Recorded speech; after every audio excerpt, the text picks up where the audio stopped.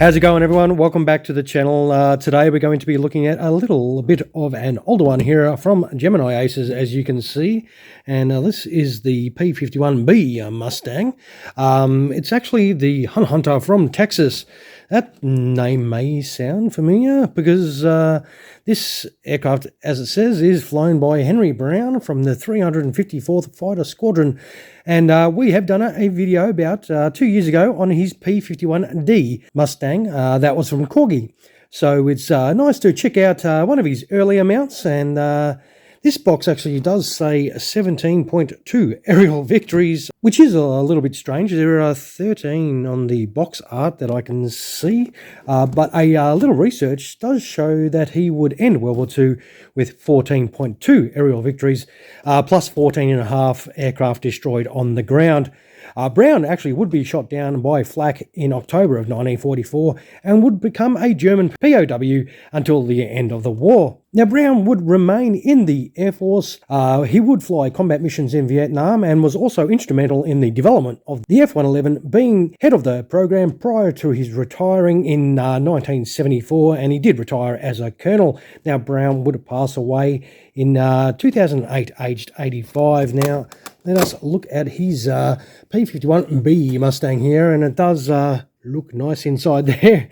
There is some information in the flap as well, and some specifications about the aircraft, and that beautiful looking Mustang in there. So what we're going to do is shut up and open the box. All right, let's get this open and get our hands on it. All right, with the Mustang out of the box, it does come with a set of instructions, which is always good. Copyright 2007, so this is pretty old. But these can be found, like I found this one, on the interwebs. These are a really nice build, usually. Just another company that made great models that is no longer around. It's pretty sad, but that's just the way it goes. Now, we do have the... there is like a metal stand. These are metal. We'll see if we can pop that out. Of course, it's going to make itself a pain in the arse, so I'll get the aircraft out first. We'll have a squiz at that first, and I'll show you the... there's, well, nothing on... That's just a blank card. But there is the accessories that we need to put on the aircraft, like the landing gear accessories and some tanks, and the stand in there, which is a pain in the arse to get out. I'll get it out in a moment and show you when we put it in flight. And this is this beautiful Stang. Wow. That looks absolutely awesome. I thought that was bent, but it's just a bit loose, that aerial there.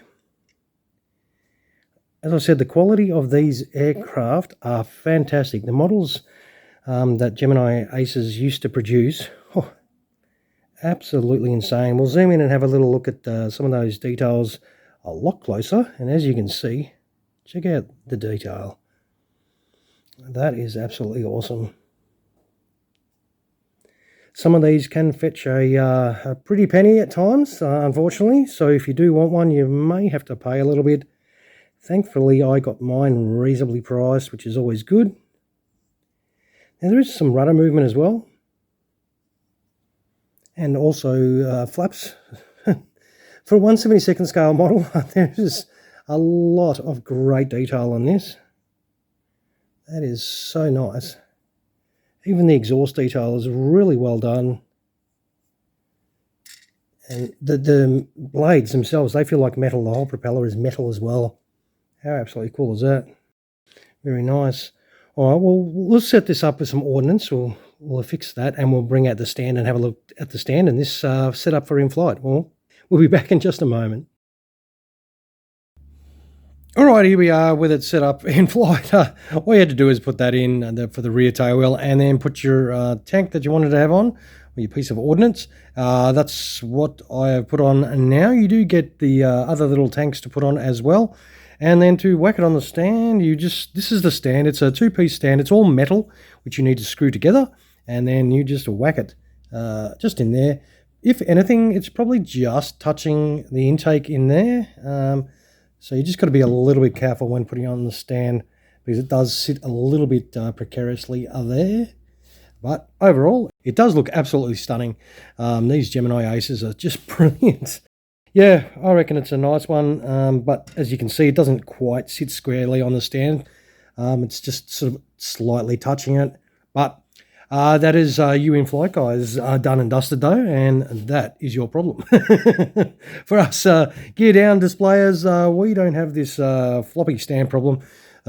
We get to have the fun of putting some landing gear on, so let us do that and show you how easy or hard that's going to be. It should be relatively straightforward. The hardest bit will probably be, I think, getting the bits out, especially that combination raised gear doors. Oh, that was the way it went in, but it just didn't want to go into its hole properly. That's better. Let's see if we can... We'll take these off. We'll put the other tanks on as well so you get to see what they look like as we struggle to actually... there we go, get that out. So you just put the little doors in here, and that should be job done.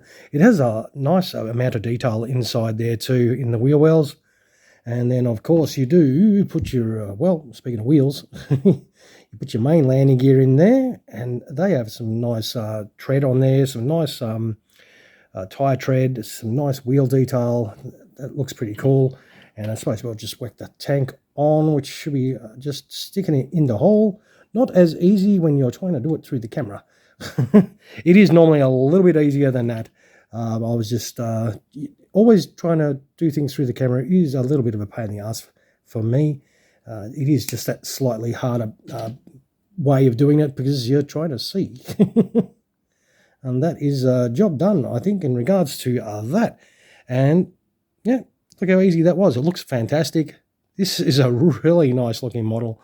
I do like the Gemini Aces ones. I'm very, very rarely disappointed with them. I think we did have one where the wing came away from the fuselage, but that's a pretty rare case, I would imagine.